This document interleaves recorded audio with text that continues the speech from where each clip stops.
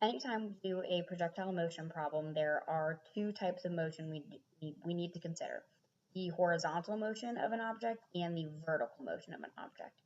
So I have a table here that I think is really useful when solving those problems, and so I'm going to go through all the components of that table, and then I will walk you guys through a practice problem so you can actually see how it works.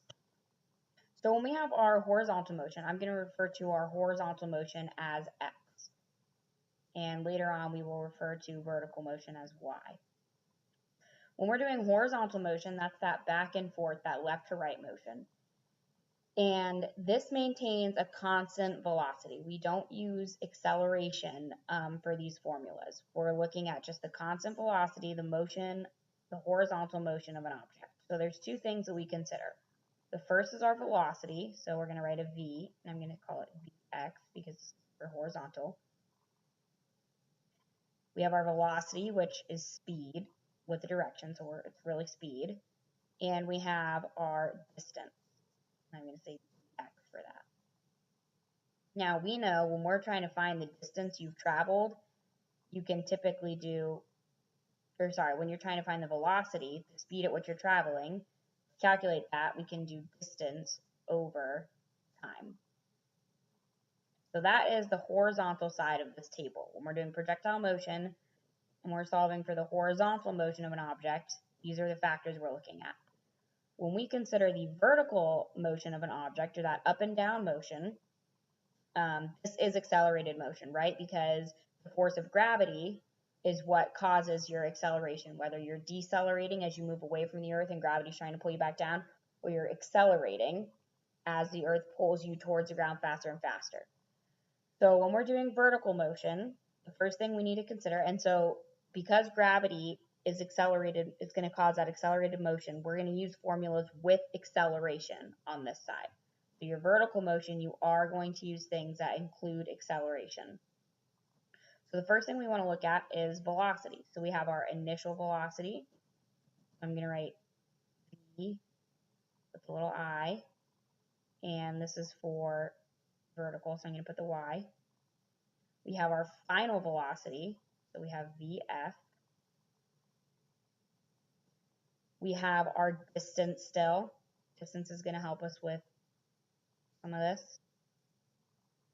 We still can solve, for how far we're falling vertically. And we have acceleration. Now, since it's vertical, that up and down motion, we know that our acceleration is equal to g, or gravity, which for you guys is always, you can use the 10 meters per second squared. Now, you'll notice I have this box down here. And that's because there's one other thing that we solve for when we do projectile motion, but it's the same for both horizontal and vertical motion. And that is time, the amount of time it takes for our projectile to move through the air. When you solve for projectile motion, you don't have a separate time for how long it takes an object to move left to right, and then a separate time for how long it takes for it to go up and down. When that object is launched, there's one time, and so we put that down here in the box at the bottom because it's the same for both. So we're just going to say t equals, and I will talk more about how we get to t later, because it can vary based on the information that you're given in the problem, just as obviously all of these variables can vary. So looking at this problem here, this is just a sample problem that I pulled from somewhere. A pool ball leaves a 0.6 meter high table with an initial horizontal velocity of 2.4 meters per second.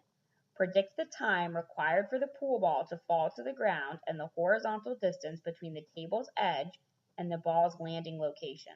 So I always like to do a little sketch to kind of give myself an idea of what I'm working with. So we have a table, right? And I think this is going to help you guys visualize these horizontal and vertical variables that I've given you. We've got a little pool ball. We'll make it green. That's just flown off our table, right? So it's projectile motion. It's going out and down for a certain amount of time.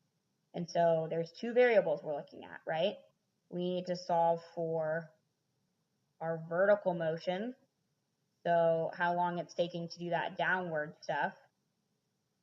And we have our horizontal motion, how far it's going away from the table and how long that's taking. So we have our vertical factors and our horizontal factors. And I could have put vertical over here, but since we're typically going to include the height of wherever something's been projected from, I did it over here by the table. So let's start by solving for our horizontal factors. And remember, this is a constant velocity, so we're just looking to see really the distance it's traveled horizontally. So I'm going to start by doing that same table that I did over here. You always want to do, I find this table makes it really easy to keep yourself organized. So we're going to start with horizontal. And if we look over at our table, the first thing we need to know is our velocity, how fast that object was going. Well, if we read the problem, a pool ball leaves a 0.6 meter high table with an initial horizontal velocity of 2.4 meters per second. We can see that our V velocity is equal to 2.4. And I don't have room for units, but that should be meters per second. Next, we want to see distance. We don't know that yet, so we're just going to write dx. Now, when we're trying to solve for distance, if we look up here, since we know velocity is equal to distance over time, we know that distance is equal to time times velocity. So I'm going to write that. Well, I'll get to that later, but just keep that in mind. Since we know the velocity is distance over time, and our velocity is equal to 2.4, we're going to use this number later. But we don't know the time that this entire thing has taken, and so that's why we're going to solve for time later. But we'll get there in a minute. So that's all the horizontal stuff we can solve for right now. That's all the information we have right now. And I'm going to put that time box down here at the bottom. Did that earlier. So now let's move on to our vertical motion, that how long it's taking that ball to hit the ground from top to bottom. So the first thing we started out with was our initial velocity. Our initial vertical velocity is going to be equal to 0, right? That ball was not headed towards the ground when it was initially sitting on top of this table. This vertical velocity is different from our horizontal velocity. Our horizontal velocity, when it was going, it initially started out with 2.4, but our vertical, at first, nothing's happening with that downward pull. So our vertical velocity initially is 0. Our final velocity, we don't know yet. We didn't solve for that yet. That wasn't given to us. Next, our distance. We don't know what our distance is yet. That's part of the problem. That's what we're solving for, so we can leave that blank. And acceleration we know is equal to g, which is gravity, 10 meters per second squared. Now, we can solve for distance here, and that's because this is an acceleration formula we can use, and so you have this distance formula that's been given to you already. And this is probably the same formula you're always going to be using when you do these kind of projectile motion problems. And so that formula is distance is equal to 1/2 gravity times time squared. This formula should look familiar to you.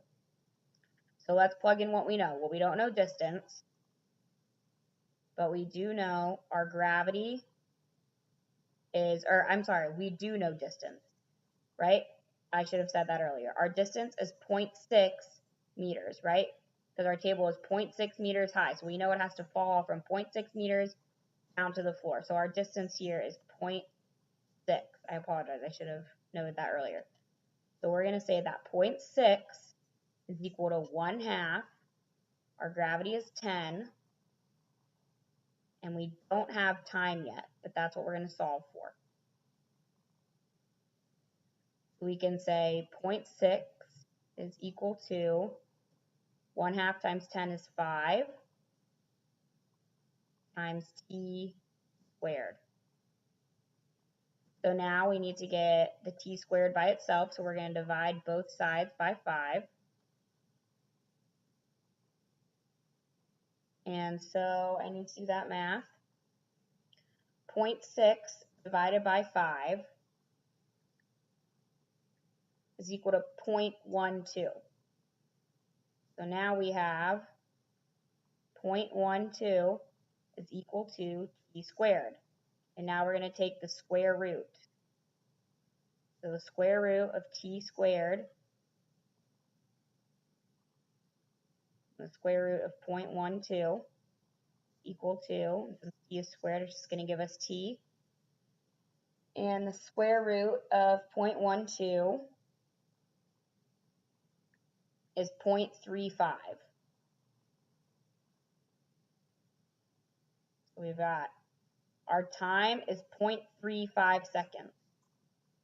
And remember, this is down in a box down at the bottom because it applies to both. The entire time for it to go out and hit the ground for both horizontal and vertical motion is 0.35 seconds. So now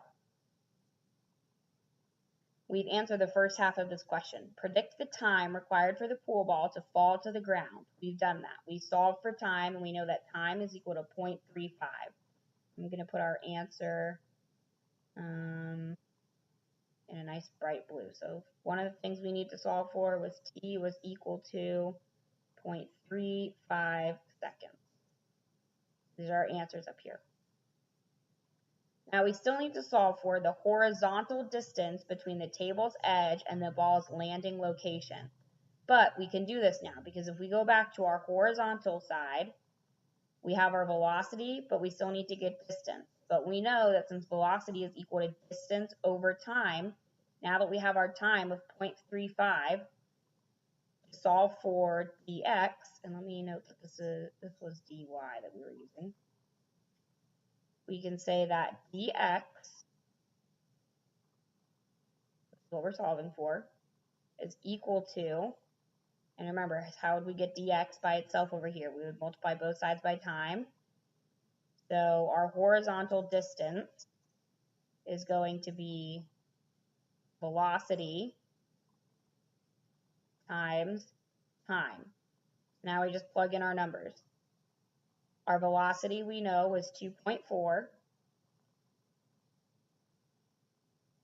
times, and now we have t because we just solved for that, is 0.35. And so when we work it out, we know that our horizontal distance is, let me plug that in, we have 0.35 times 2.4. And our answer is 0.35 times 0.84. And that's 0.84 meters. We can write 0.84. And now our table has been completed with everything that we need. And I said I'd put the answers up here. And that was the last thing we need to solve for, the horizontal distance between the table's edge right here and the ball's landing location out here. Now it's equal to 0.84 meters. So I would strongly recommend anytime you're doing a projectile motion, setting up a table like this and figuring out what are your horizontal variables and what are your vertical variables. And then lastly, time. The problems may vary in the information you get. You may be given the time and they ask you to solve for your vertical height, stuff like that. So this is obviously just one example, but I strongly suggest setting up a table like this one where first we say, okay, what are our horizontal factors? How fast was it going horizontally and what was the distance we were getting horizontally?